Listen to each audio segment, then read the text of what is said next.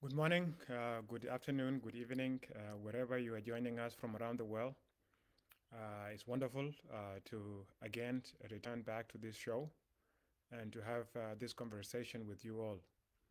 Thank you to those of you who have been joining the program, who have been tuning in since we started in November. We are extremely grateful to your support for always giving us your time. We don't take it for granted that you come and join this program and you participate with us. We are grateful that you continue to do so. Please go ahead, share the video. What we are doing here, as I keep saying, is creating a conversation. We need to talk as South Sudanese people, and particularly as young people of South Sudan, to discuss the issues that are facing our country and figure out how do we move forward together as a people. There is nothing more important than that. This year, 2024, is a big year for South Sudanese. There's a lot that is promised, but we have heard so many promises in the past.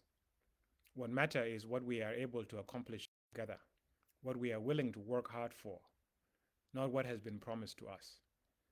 You know very well the situation we face in South Sudan.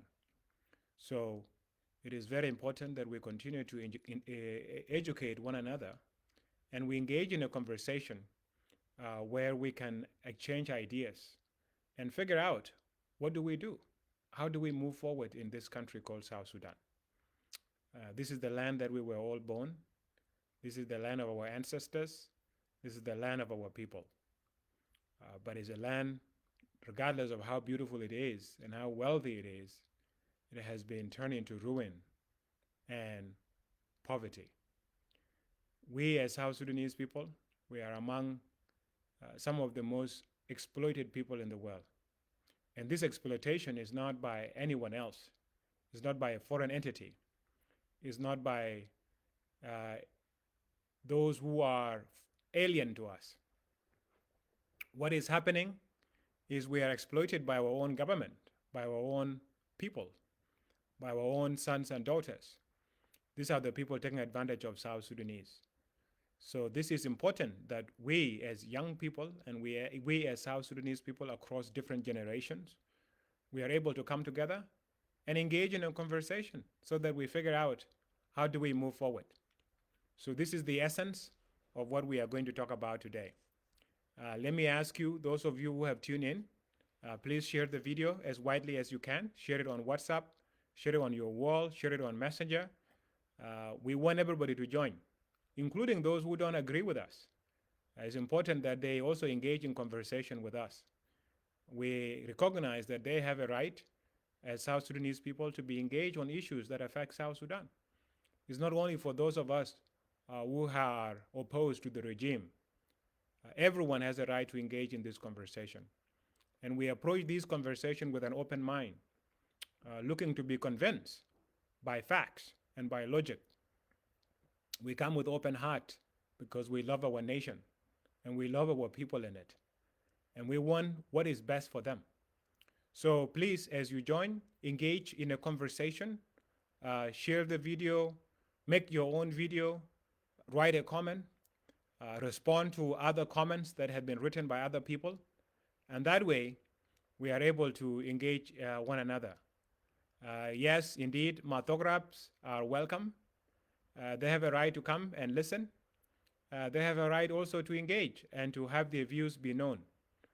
This is not just only for those of us who are patriotic. The patriots are highly welcome, but so are mathographs.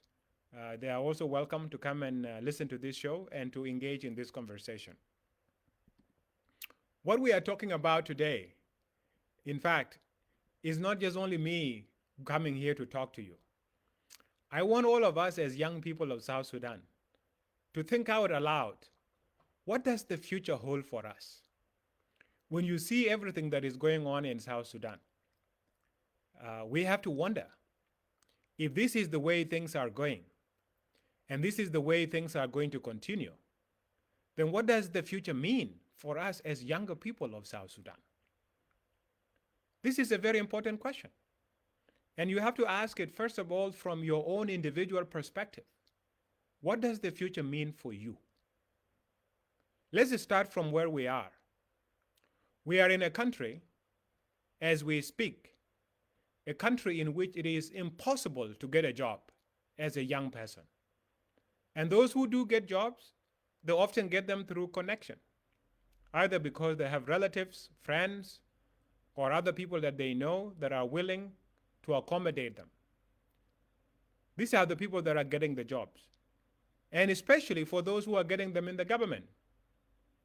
And as we all know, the jobs in the government do not always result in pay.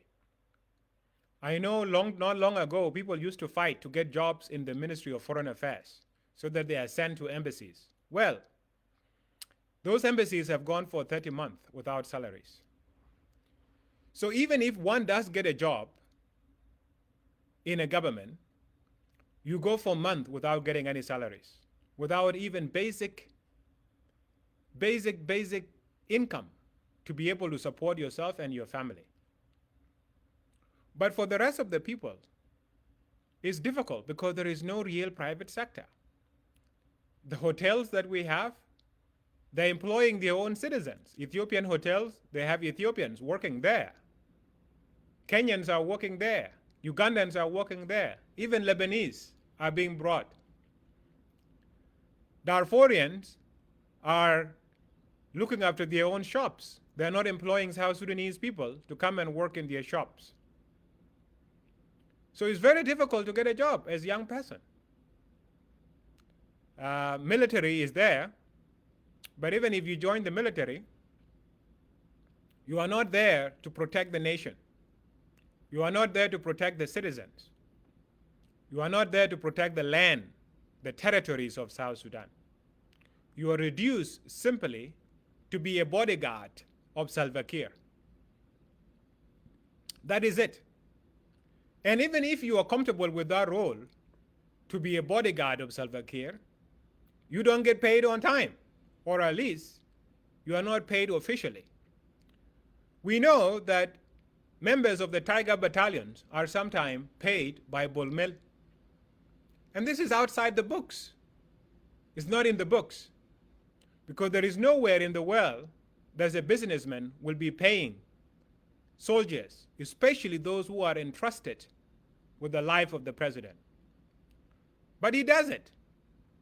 And by the way, it's not the entire Tiger battalion that is paid by Bolmel. It's only a small circle. The rest of the people who are there in the compound, they stay without anything. In fact, we know that now almost every month, there is a member of Tiger Battalion that committed suicide and he shot himself in the compound. Not because they are traumatized or that they have psychological issues, but simply because they have enormous financial burdens. I know sometimes it's easy for us to vilify them, to think of them as the bad guys. But when you reflect from their perspective, imagine you move with the president, you are inside the compound of the president, all your relatives, they believe you are with the president, and everybody knows the office of the president, as Uncle Alina Yang has said over and over again, is the center of corruption in South Sudan. So if you are working directly in the center of corruption, in a country that is a kleptocracy, a country that exists for the purpose of corruption, then all your relatives believe that you have so much money. Your wife believes you have a lot of money. They call you asking for you to share some of the money that you and the president are stealing, because everybody knows that this is the center of the corruption. But most of the time, you find that some of these guys in the compound, they have no money. All the corruption that is happening around doesn't trickle down to them. And they become vilified in the eyes of their relatives. Right? They become vilified in the eyes of their relatives. They are seen as so selfish that they cannot share so much money that they are stealing together with those of the president, his family. As I showed you the other day, I shared the network of Salva Kiir corruption, which is basically evolving around his family. And then it has all these international connections. That money doesn't reach some of the soldiers sitting there in the compound. The soldiers are there in the compound and they get nothing. Some of them are dying. And that is why they take their own lives. Their wife gets sick. In fact, I will tell you a story of a young man who was a very good friend of my late good friend, Carbino Wall. Carbino has this guy from a will who was part of the presidential guard. And this guy, he used to actually drive the motorcade of the president. He's right there with him. It's a guy from a will. And then his wife was working closely with Ayendit, the first lady. His wife, so then he, through the connection of his wife, they managed to get some contract to provide some supplies for the first lady. They did that. They spent all the money they had on the contract. And now they waited to be paid. They waited. In the meantime, the wife got pregnant. This is a guy moving with the president all the time. His wife is working with the first lady. They ask for the money to be paid. The money is not being paid. The woman gets pregnant. As the pregnancy grows, she needs to see a doctor. She needs to go to the hospital. There is no money. They keep coming to the first lady to pay the contract. They're like, yes, we will see. Kalam de bishuvu. Tale bukra. Isboy jai. El shara jai. Like that, the time went. Now they began struggling so that they could survive, to keep the money. To keep the woman alive. Very difficult. Very, very difficult. She began losing weight, having blood issues. As the birth neared, now the guy became agitated. So he went to the first lady and he said, Mama Ayendit, please pay my contract. Pay my contract. Because my wife is pregnant and she is in a terrible condition. She may not survive the pregnancy. We need this money so that we could care for her and so that we can take her somewhere with better medical facilities in the East Africa. They're like, yes, your money will be approved. No money did not come. You know what happened ultimately? The wife gave birth in Juba. And then during the childbirth, this was at the Juba teaching hospital. She ran out of blood, she bleeded. And she was already, her weight, her body was already malnourished. So, during the childbirth, the woman died, leaving behind a young child, was just born, and then the woman died. Now the guy is very angry. That day, the day the woman died, that is the day that she was called in the office of the first lady, and then he is told, now here is your money. Now here is your money, after the woman died. So the guy became very upset. And he said, what do I do with this money? The reason why I was pushing for me to be paid is so that I could use the money to save the life of my wife. And now she's dead. Now she's dead. What can I do with the money? So he was very upset, so automatically they figure this guy is not happy, so they remove him from the details of the president. So he's no longer there driving the car. And then the guy, he refused the money and he went. The woman has not yet even been buried. So the report was made that this guy has disrespected the first lady. They went and caught the guy, put him into the prison of the presidential guard, a Tiger prison. Then the operational commander of the Tiger made a recommendation. This guy must be taken to Paloj. This was the time now after the conflict, after the J1 dogfight, when the war broke out in 2016. So the guy is taken from the prison. They put all his uniform on him, his bag on him. They send him to the airport. He's on the line to be taken to the oil fields to go and fight. His wife has not yet even been buried. His wife has not yet even been buried. So now some people, some of Awil sons within Tiger were very upset. And the word reached Lual Maroldit. So Lual Maroldit, who is the commander of Tiger, Lual Wek, he personally went to the airport and he said, no, we cannot do this. So he took the young man out from the line. And then he said, you go and bury your wife. Now, Carbino went and heard about this story, and then he tracked down the guy. He went and facilitated the burial of the wife. This is late Carbino Waragok. He went and facilitated the burial of this guy's wife, and then he gave him some money. Not one single person from the office of the president or from the office of the first lady or anywhere came to even be there. So Carbino went and stood with him. And that's how they reflected. The guy was very upset. He almost wanted to kill himself. There are so many stories like this if you get closer to what is happening with the presidential guards. So sometimes it's easy to think about them as the bad guys. But when you really look closer and you understand what is going on, some of them are suffering, just like the rest of South Sudan. Because we have a regime that absolutely does not care about the life of South Sudanese people, including those soldiers that are there in the compound. That is why you have Bolmil. He pays the inner circle. Taban, in Tiger, there are different layers. Around the president, there is the squad of the 11 people that are there. Then there is what is called the close protection. And then there is the brigade all the way until the rest of the Tiger. So Bolmil just pay those within the smaller circle. Those guys, they are very good. The situation is very good. But the rest of the people, they are suffering. So even if you are a soldier in South Sudan, and even if you work for the presidency or for the national security, you don't get your money on time. You know? So there is no good job. Second issue, as you all know, in South Sudan, there is intercommunal violence. Communities are fighting.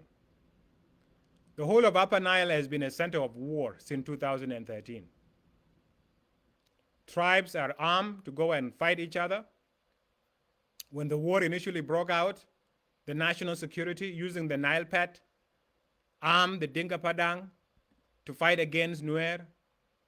And then they armed the Shuluk when Johnson Olony was still loyal with the government. And then now when Olony defected, the other one was armed, and then they made to fight the other one. When Olony and Garwijdual went away from Riek Machar, they then also manipulate them and then made them to fight. That is how it has been happening. The same thing in Equatoria. This is what has been happening. And even as we speak, right now in Barghazal, the same thing is happening. Twitch Mayadit and Abiy are fighting. You saw just before the New Year's, the deputy chief administrator of Abiy was assassinated. And the fighting is going on now. Even yesterday, there was an attack, and some people were killed on both sides. This is what is going on. Between Apuk Girthik and Marial Wau community, they have been fighting. That fighting is going on. Between Agwok and Kwanya Yok, there is fighting going on. People are killing each other. And then between the Dinka and the Nuer in Unity State, the fighting is going on. That has been happening. And these arms, they come from the government. We don't have companies that make weapons in South Sudan. We don't have factories where weapons are made or bullets. All of these, they are brought into the country by the government. And the other day, President Kiir gathered the governors of the states in Barghazal, and then the governor of Unity State and the chief administrator of Ruweng, and simply ordered them to stop the fighting. If it was that simple, you know, they would have not need to go to Juba. They would have just gave the order. But it's not that simple, because Kiir himself has been using intercommunal violence as a strategy to divide the people of South Sudan and to make sure that they are not united. Because if they are united, they will begin to ask him a hard question.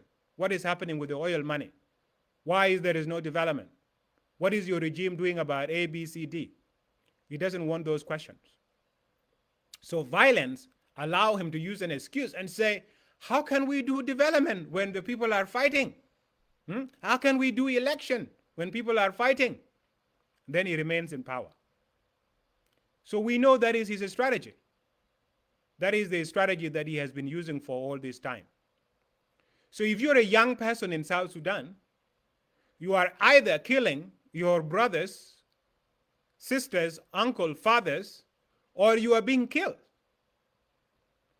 Cattle raiding has been happening since the CPA time.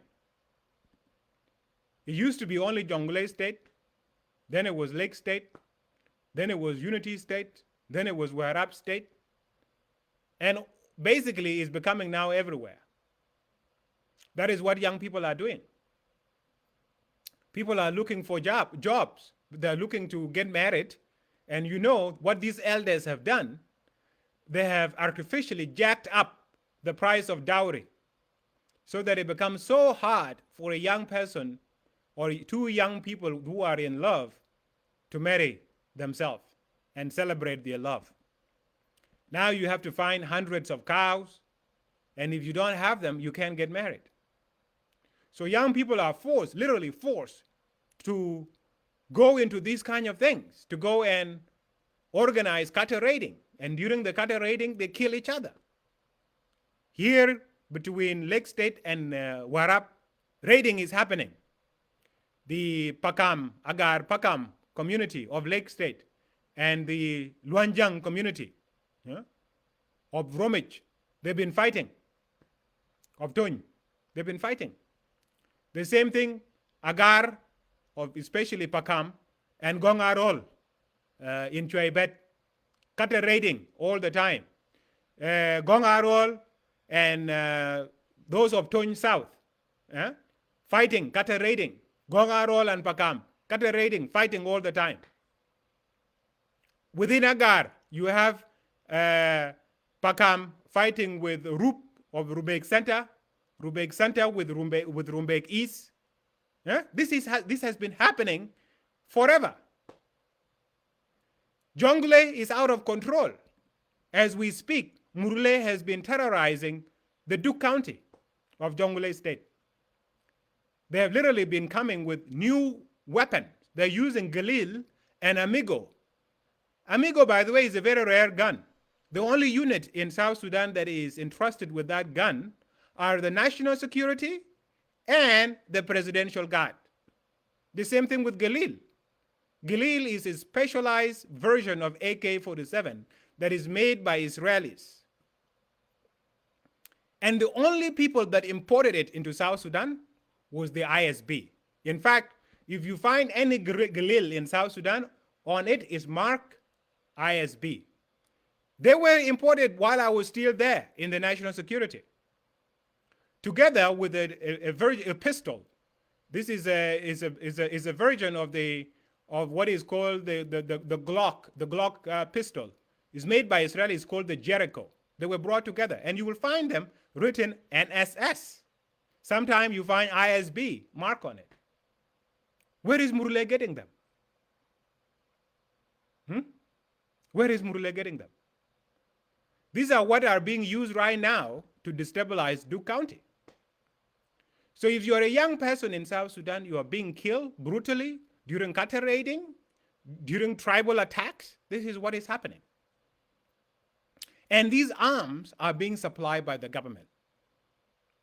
During the fight, there were a lot of Murle soldiers that were killed by Duke's youth. And they had these weapons, Galil, Amigo, and the latest version of AK-47 called Yakub. This one is very special Bulgarian made. And it was also imported by the National Security. Come on, guys. Let's look at the facts. Where did the National Security get them? Where do the Murle get them? National Security imports them. And then, where do they end up with the hand of Murle? So is the government policy to create chaos so that the civilians do not have time to even think about how they can improve their lives. That has been the strategy all along. And then, especially for those of us in Upper Nile, we are made so vulnerable that the only way we could feel safe is to run to Kir. That is why you see people going on these rallies, SPLM rallies, chanting, Kir Woye. That is what he's looking for. So we are tools used so that he can remain in power. So most likely, if you're a young person, if you are not dying protecting Kir as his bodyguards, or being attacked, whether you are defending your community or you are going on a revenge attack, you're killing one another. Okay, education in South Sudan. Where do we begin? People are graduating from university with degrees. They just have the paper. That's it. They have learned nothing. They can't write basic sentences. They can't even write job application. They're just being handed over degrees at the universities. I feel sad for them because they are made to believe that they have acquired something when they have absolutely nothing. They just have the paper. Paper that can actually be bought. That is it. That is what is happening. And when you graduate with that, what do you do with it? You can't go and have any job. You have all these young people running around Juba claiming to be lawyers. They can't even make any motion in court. They don't even know how to make presentation in court. You know? So you have, and even by the way, those few ones that actually struggle to acquire knowledge, those who are competent, even when they do graduate, they have no jobs. So there is no opportunity available, literally, when it comes to education. Political violence. You have those of Thomas Shirilo out in the bush. You have those of Malongawan out in the bush, whoever is in the bush. And then young people are being recruited to go and fight. You fight to defend a government that is not doing anything for you. So that is what is going on. That is basically where young people are focused. The rest of them are just reduced to psychopaths in Juba. These are the Matograp, essentially. They have been made to believe that they have no pride.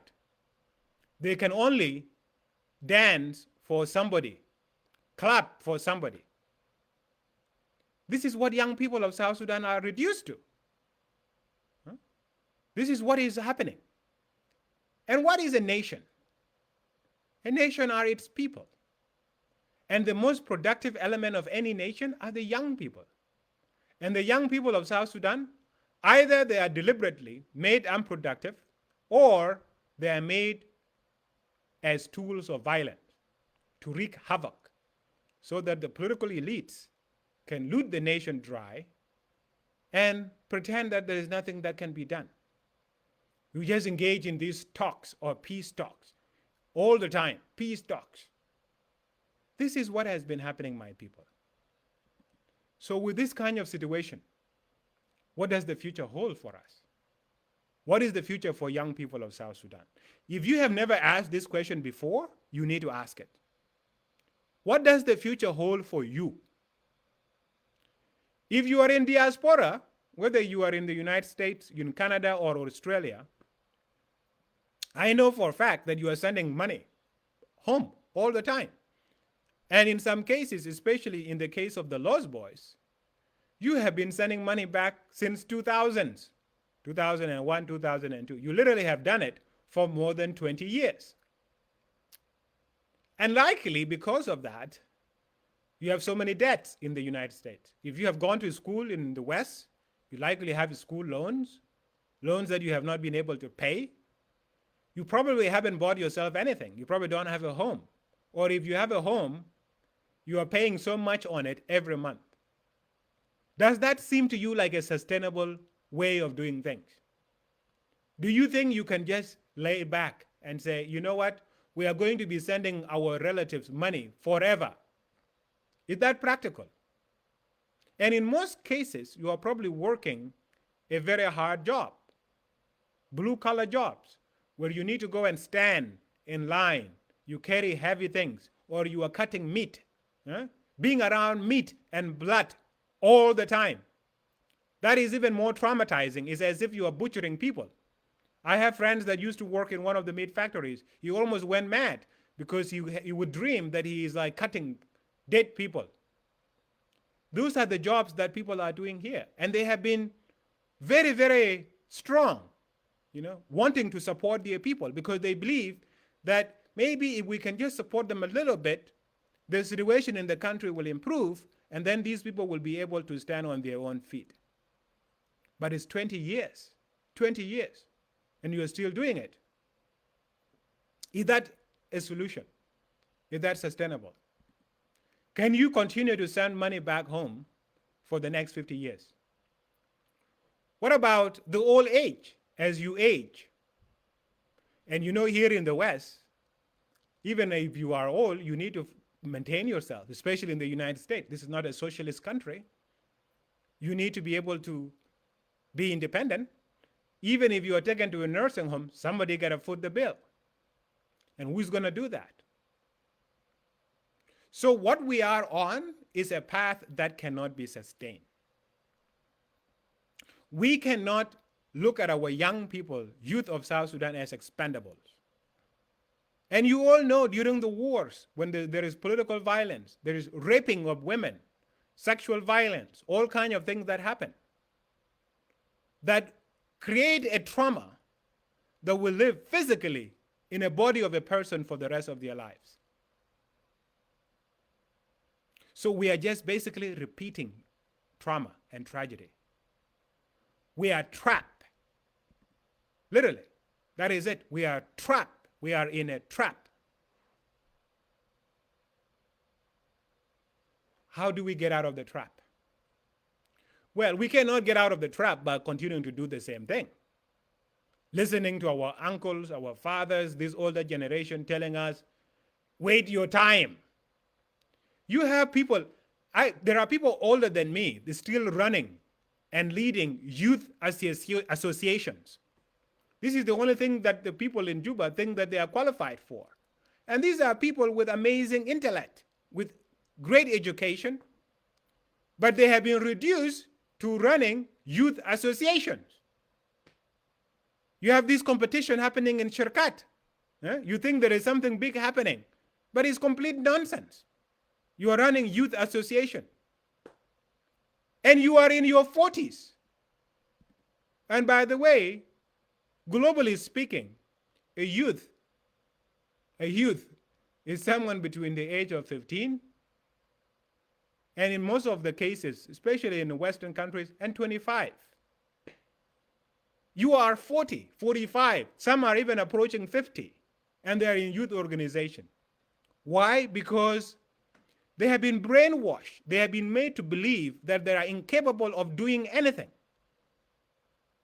that they are young, not realizing that their age mate, what are their age mate doing in the region? Johnson Sakaja, the governor of Nairobi, he became a governor at the age of 36.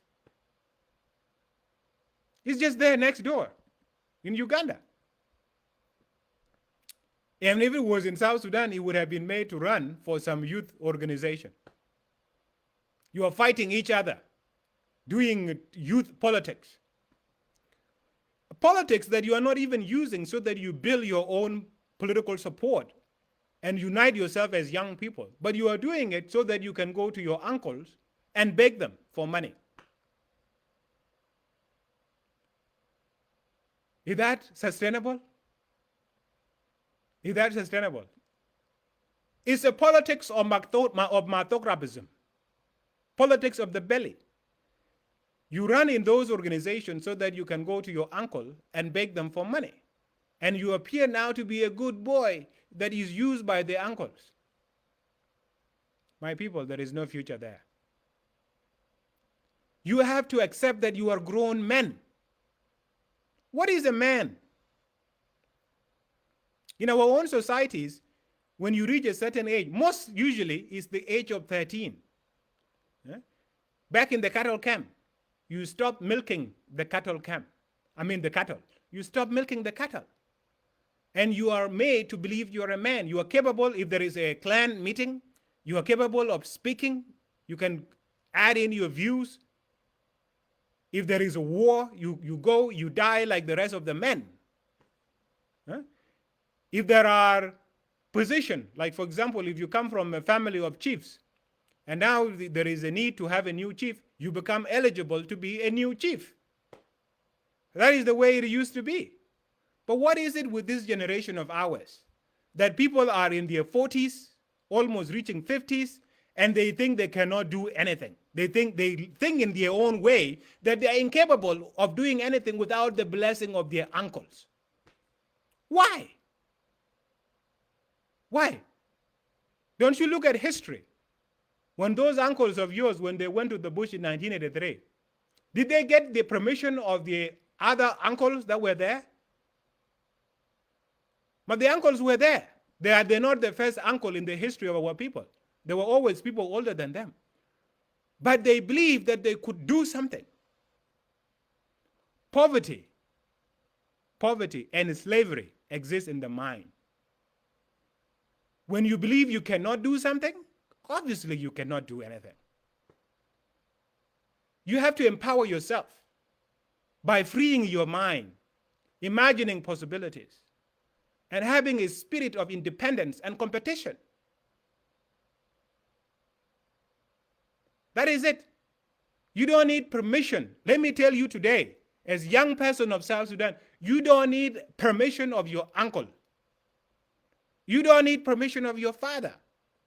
You have grown men now in the government. Well, I cannot do this because my father will be angry. Really?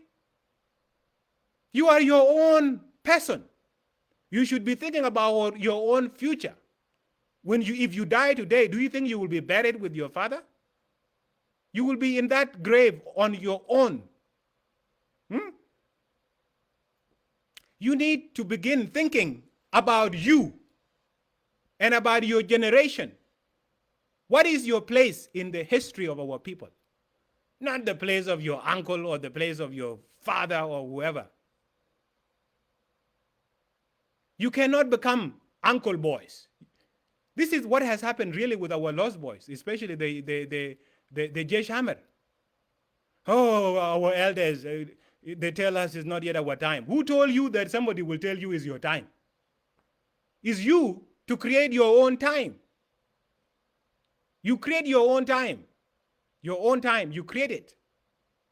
You don't wait for somebody to tell you that now you can be this. You make yourself whatever you want to make yourself to be. You are the agent. You are the author of your life. What is an author? An author is someone who is responsible for a particular statement.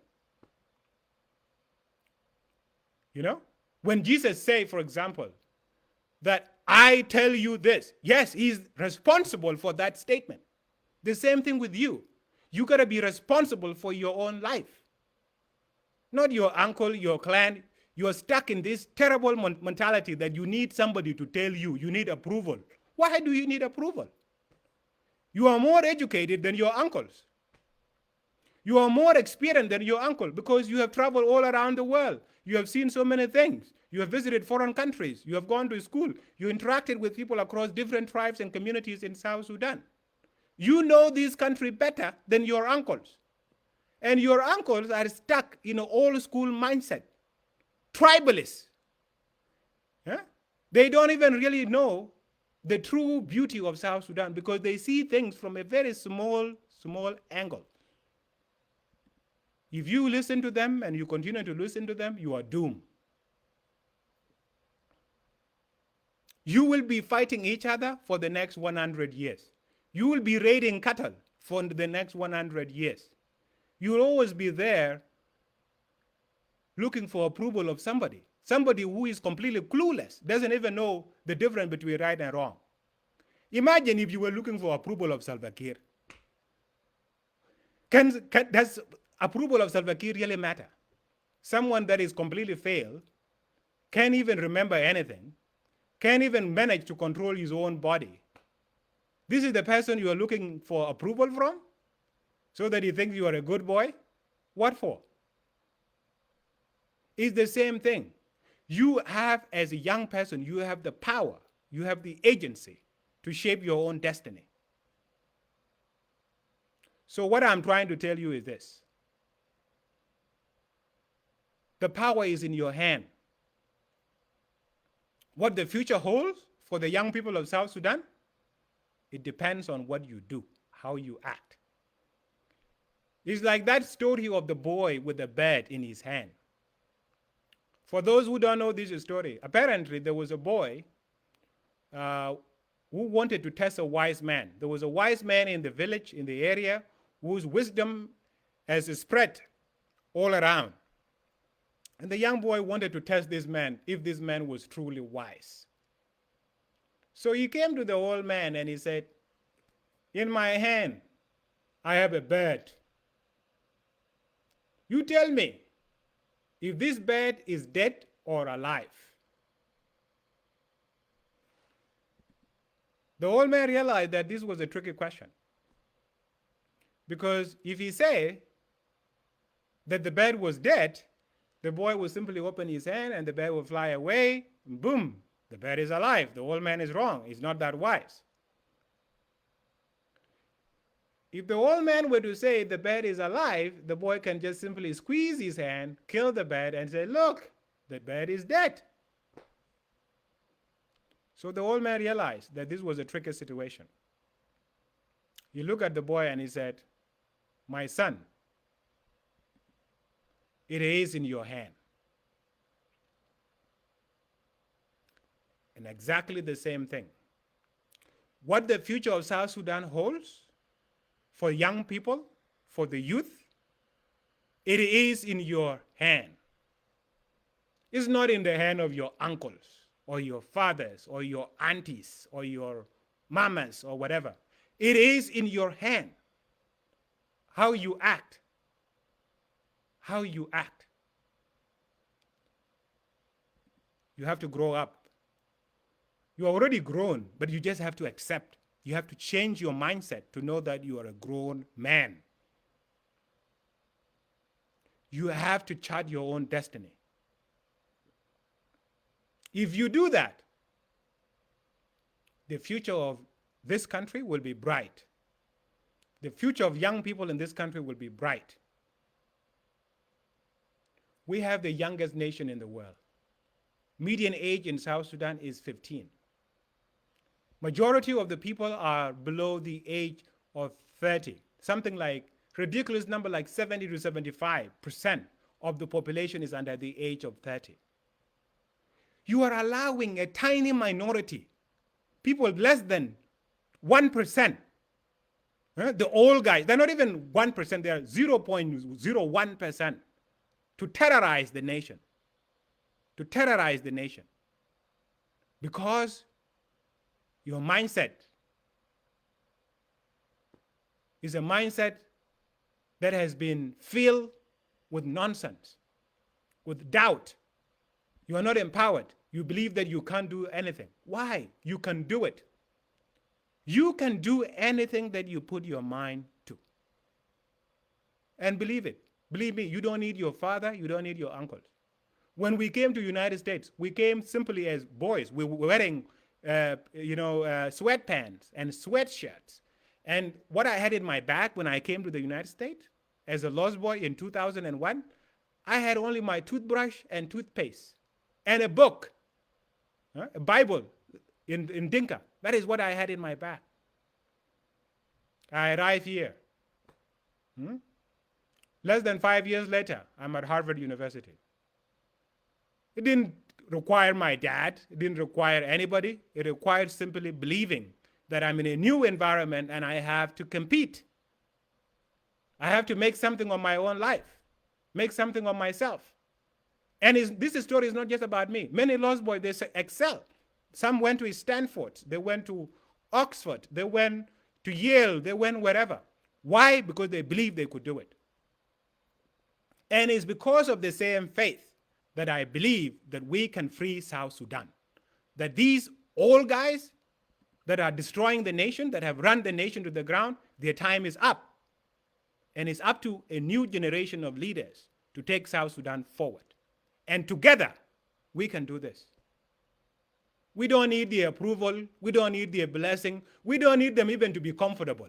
Whether they are angry, they are happy, they are crying, they are what, is up to them. In fact, we are the one that should be very angry at them for what they have done to the nation.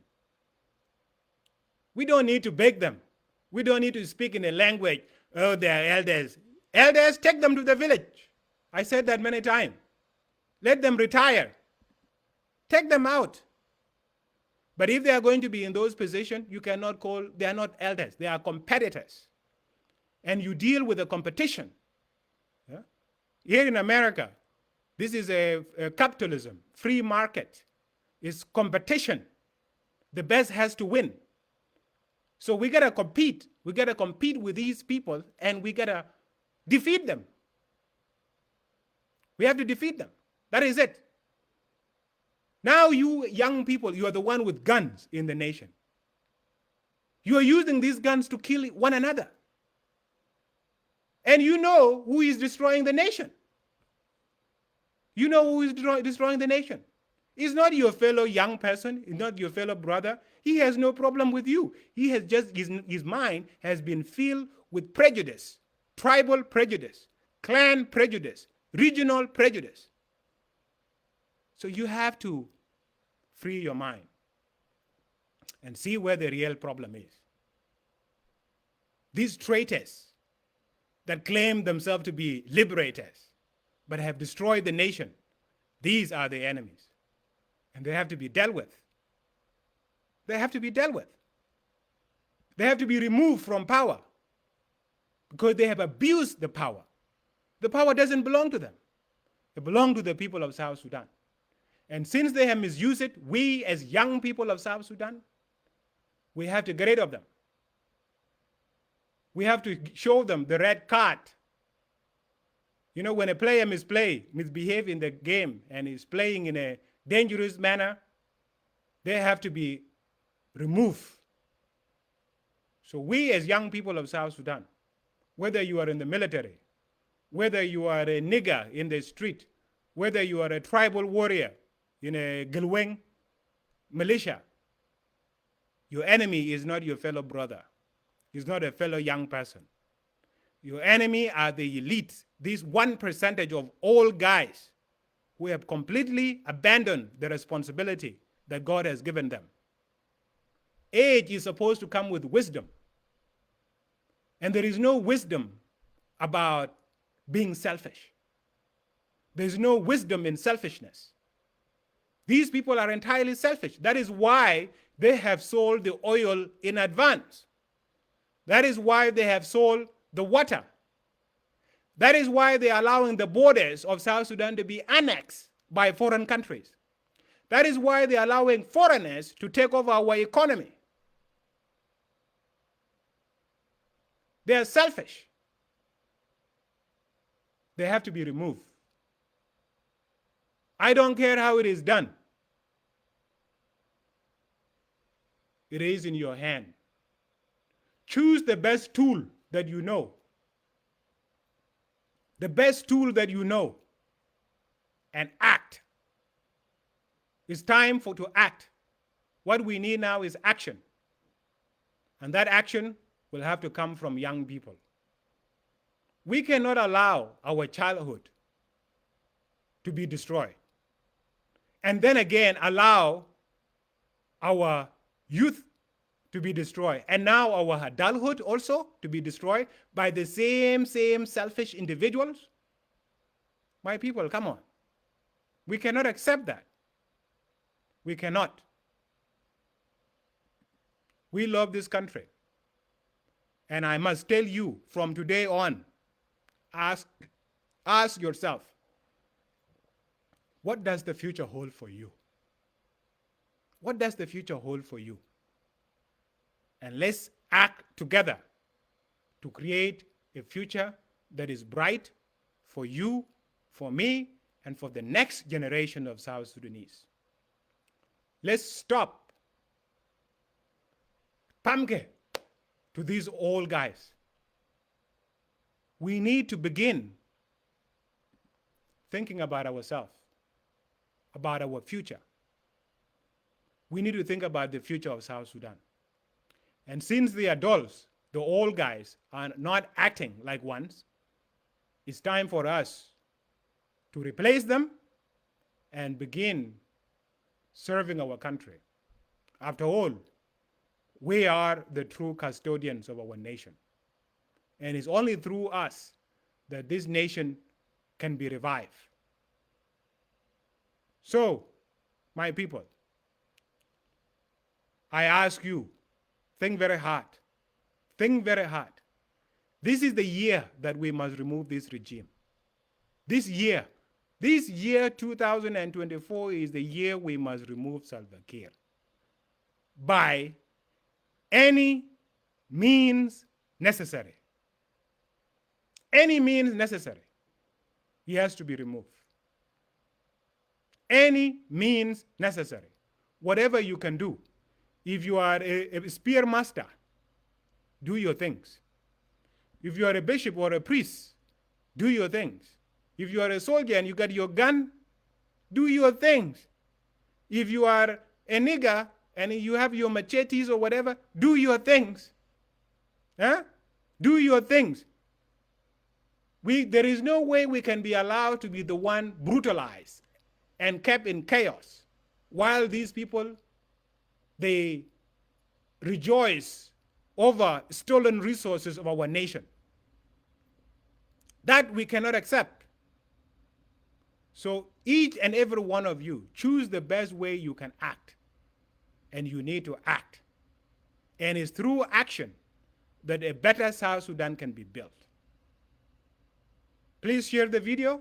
Whether you are a Matograp, you are a patriot, you are whatever, share the video, make your own video, talk. Let's engage in a conversation. But let me tell you, you got to grow up. You got to grow up and start listening to your own inner voice. The Spirit of God Almighty lives within you. You don't need to be told by somebody. You don't need any approval of anyone whatsoever. What matters is what you hear inside your heart. And you know very well what I'm telling you is the truth. It is the truth.